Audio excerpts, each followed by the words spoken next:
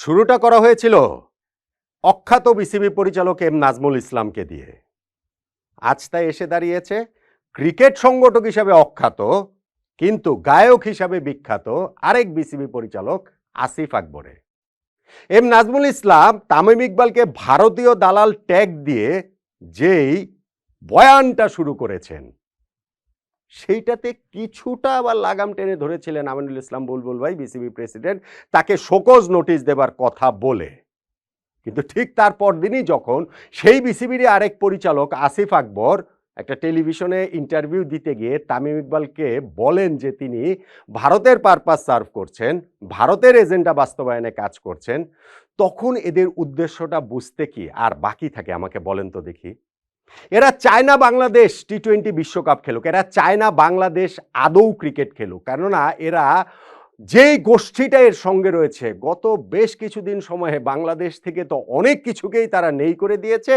আমাদের জাতীয় আবেগের যে একতার জায়গা ক্রিকেট, সেইটাকে তারা ধরেছে, সেইটাকে তারা ধ্বংস করে দিতে চায়। আসিফ আকবরের আজকের কথাতে সেইটা বোধহয় আরো বেশি স্পষ্ট হয়ে যাওয়ার কথা, যদি আপনি স্পষ্ট হতে চান। আর যদি আপনার মনে হয় যে না, আমি আমার জায়গাতেই ঠিক আছি, আমি আমার ওই আবেগের জায়গাটাতেই ঠিক আছে, আমি যুক্তি টুক্তি শুনবো না, যুক্তি টুক্তি মানবো না, তাহলে তো ভাই আর কিছু বলার নেই। কিন্তু আমি সত্যি সত্যি বারবার বলছি, এই ইস্যুটা শুধুমাত্র বাংলাদেশের একটা টি-20 বিশ্বকাপ খেলা না খেলা না, এই ইস্যুটা শুধুমাত্র একজন ব্যক্তি তামিম ইকবাল, একজন ক্রিকেটার তামিম ইকবাল, একজন সাবেক অধিনায়ক তামিম ইকবালকে নিয়ে না, এটা ওভারঅল আমাদের ক্রিকেটটাকে ধ্বংস করে দেওয়ার যে চক্রান্ত, তারই একটা অংশ হিসাবে একের পর এক কার্ড তারা খেলে যাচ্ছে। দেখুন, আসিফ আকবরের আমি একটা ভিডিও ক্লিপ দেখছিলাম সময় টিভিতে, পুরো ইন্টারভিউটা এখন আমি দেখিনি, মানে আমি ওই ওয়েবসাইটে দেখলাম, সেখানে আসেনি, কিন্তু ওই ক্লিপে যেই ছোট্ট অংশটাতে যেই কথাটা তিনি বলেছেন সেইটাই যথেষ্ট যে তার এবং তাদের মানসিকতা কি, তাকে এবং তাদেরকে যারা মাঠে নামিয়েছে তাদের মানসিকতাটা কি। আসিফ আকবর সময় টিভিকে বলেছেন, তামিমের কথাগুলো আমি শুনেছি, সেইখানটাতে ভারতে যাওয়ার আগে অনেক চিন্তা ভাবনা করে যেতে হবে, সেটা তামিম বলেছেন। তামিমের এই চিন্তা ভাবনাটাই, এই মানসিকতাটাই বর্তমান বাংলাদেশের পার্সপেক্টিভের সঙ্গে যায় না। তার ওই বক্তব্যের পর আমরা ক্লিয়ার হয়ে গেছি এবং বক্তব্যের পর রিয়াকশনগুলোতে আমরা ক্লিয়ার হয়ে গেছি যে তিনি দেশের স্বার্থের পক্ষে কথা বলেননি, দেশের সম্মানের পক্ষে কথা বলেননি, বরং তিনি অন্য একটা দেশকে সার্ভ করার জন্য কথা বলেছেন, অন্য একটা দেশের এজেন্ডা বাস্তবায়নের জন্য কথা বলেছেন, যেটা নতজানু আমাদের সঙ্গে যেটা যায় না। আসিফ আকবর এই বক্তব্যটা দিয়েছেন, আজকে দিয়েছেন, টাইমিংটা আপনি দেখেন। এম নাজমুল ইসলাম নামক সেই ডাব পরিচালক, মানে ডাব পরিচালক বলছি কারণ ওই যে ডাব নিয়ে তার যে একটা ফ্যাসিনেশন, ডাবের খরচ টরচ কমাতে হবে, সেই পরিচালক যখন তামিম ইকবালকে ভারতীয় দালাল বলেন, তার পরের দিনও নিজের ফেসবুকে আবারও বলেন তামিম ভারতের হয়ে ব্যাট করছে, এবং সারাদিন বিভিন্ন মিডিয়াতে এরকম দম্ভভরা কথা তিনি বলেই গিয়েছেন।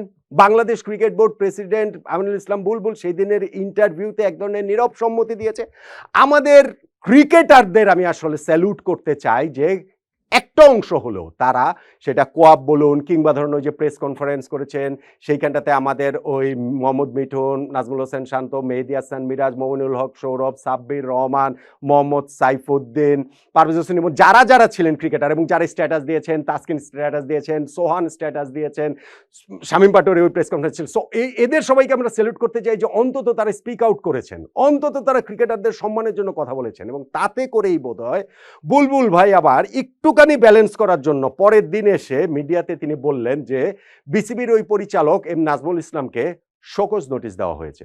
তিনি বলেছেন যে একজন সাবেক অধিনায়কের সম্পর্কে এরকম কথা বলাটা ঠিক হয়নি, এবং সেই শোকজ নোটিশ যে দেওয়া হয়েছে তাতে বুলবুল ভাইকে অ্যাপ্রিসিয়েট করেছি আমরা, আমিও ভিডিও করেছি বুলবুল ভাইকে অ্যাপ্রিসিয়েট করে, যদিও এম নাজমুল ইসলাম আবার বলেছেন যে ক্রিকেট বোর্ড থেকে তাকে কোনো শোকজ দেওয়া হয়নি। এইটা তাহলে পুরো জিনিসটা কি আমাদেরকে নিয়ে খেলা হচ্ছে?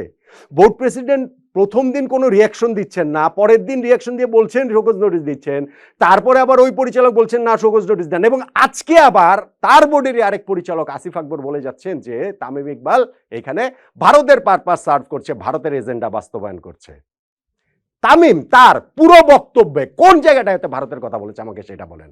পুরো বক্তব্য আপনি আবার শুনেন, আবার যান, ইউটিউবে আছে, সব জায়গাতে আছে। তামিম তো ভারতের কথাই বলেনি, কিন্তু এই পরিচালক কেন ভারতের দালাল তামিমকে ট্যাগ দেন? কেন আসিফ আকবর বলেন যে ভারতের পারপাস তামিম সার্ভ করছে, এজেন্ডা বাস্তবায়ন করছে? কেন না এই এন্টি ইন্ডিয়া সেন্টিমেন্টটাকে কাজে লাগিয়ে ক্রিকেটটাকে ধ্বংস করে দেওয়াটা তাদের জন্য সহজ। আপনাদের মনে হতে পারে যে আমি অনেক দূর ভাবছি, অনেক দূর ভেবে আসলে এরকম একটা কথা বলে ফেলছি, প্রতিটা ভিডিওতেই বলছি, কিন্তু আমি তো ভাই বলেই যাব। কেননা এই জিনিস তো আমি আজকে থেকে হতে দেখছি না, এই জিনিস আমি বহুদিন ধরে হতে দেখছি। সেইখানটাতে মুস্তাফিজুর রহমানকে ভারত যে অন্যায়ভাবে বাদ দিয়েছে, সেইটাকে আমাদের দেশের রাজনীতিবিদরা একটা সুযোগ হিসেবে নিয়েছেন, যারা 1 মাস পরে ক্ষমতায় থাকবেন না, এবং ক্ষমতা থেকে যাওয়ার আগে তারা একটা খেলা খেলে গেলেন যে এন্টি ইন্ডিয়া সেন্টিমেন্টটা কাজেও লাগালাম, আমাদের জনপ্রিয়তাও রিগেইন করলাম, এবং ক্রিকেটটাকেও শেষ করে দিলাম। কেননা বাংলাদেশ যদি টি-20 ওয়ার্ল্ড কাপ না খেলে, এইটা রিকভার করা বাংলাদেশ ক্রিকেটের জন্য ভীষণ ভীষণ ভীষণ রকমের কঠিন হয়ে যাবে। দেখুন, আমাদের এই সময়টাতে ক্রিকেট বোর্ড কীরকম অ্যাকশন নেবে, ক্রিকেট বোর্ড কিভাবে অ্যাক্ট করবে, সেইটা বর্তমান সরকারের যুব ক্রীড়া মন্ত্রণালয়ের দায়িত্বপ্রাপ্ত যিনি ডক্টর আসিফ নজরুল, তিনি তো মিডিয়াতে এসেই বলেছেন না, ফেসবুকেই তো স্ট্যাটাস দিয়েছেন না, এবং সেই যে গোলামির দিন শেষ, ভারতীয় আধিপত্য দিনের বাদের দিন শেষ, আমাদের ক্রিকেট মাথা উঁচু করে দাঁড়াবে, জাতীয় স্বার্থের সঙ্গে কোনো কিছুই এই জায়গাটাতে আমরা কম্প্রোমাইজ করব না, শোনার জন্য খুবই ভালো ভালো কথা। কিন্তু বাংলাদেশ ক্রিকেট ধ্বংসের জন্য যে সেটা আবার কাজ করছে, সেগুলো আপনি অনেক কিছু মিলিয়ে দেখতে পারবেন। এই ডক্টর আসিফ নজরুলের আমি একটা পুরনো জায়গায় আপনাদেরকে যেতে বলতে চাই, এখনো আমার ধারণা টিউটিউবে গেলে বা আপনি সার্চ দিলে সেটা খুঁজে পাবেন। ওই যে বিদেশি কূটনীতিকদের সঙ্গে তারা একটা ম্যাচ খেলেছিলেন না, যখন আসিফ মাহমুদ ছিলেন ক্রীড়া উপদেষ্টা ঢাকা স্টেডিয়ামে, সেই ম্যাচের পর মিডিয়ার সঙ্গে কথা বলার সময় আমাদের যুব ক্রীড়া মন্ত্রণালয়ের এখন যিনি দায়িত্বপ্রাপ্ত উপদেষ্টা আসিফ নজরুল, তিনি বলেছিলেন ফুটবলই হচ্ছে কি আমাদের খেলা, আর ক্রিকেট খেলাটাকে পার্শ্ববর্তী একটা দেশের হেজিমনি হিসাবে আমাদের উপরে চাপিয়ে দেওয়া হয়েছে। এটা আরো 6 মাস আগের ঘটনা। অর্থাৎ ক্রিকেটের উপরে এই আক্রমণটা কিন্তু নতুন না, ক্রিকেটটাকে শেষ করে দেওয়ার চেষ্টার জায়গাটাও কিন্তু নতুন না। আমাকে একটু বলেন তো দেখি, বাংলাদেশ এবং বাংলাদেশ ক্রিকেটকে মুখোমুখি কেন দাঁড় করাতে হবে? কেন এই নেগেটিভ এখন সোশ্যাল মিডিয়াতে এইখানটাতে আসবে যে হয় আপনি বাংলাদেশকে ভালোবাসেন অথবা বাংলাদেশ ক্রিকেটকে আপনি ভালোবাসেন? কেন বাংলাদেশ এবং বাংলাদেশ ক্রিকেট দুইটাকেই ভালোবাসা যায় না? বাংলাদেশের ক্রিকেট টিম টি-20 ওয়ার্ল্ড কাপে যে কোনো মূল্যে খেলতে হবে, এটা আমি বাংলাদেশ ক্রিকেটের স্বার্থে বলছি।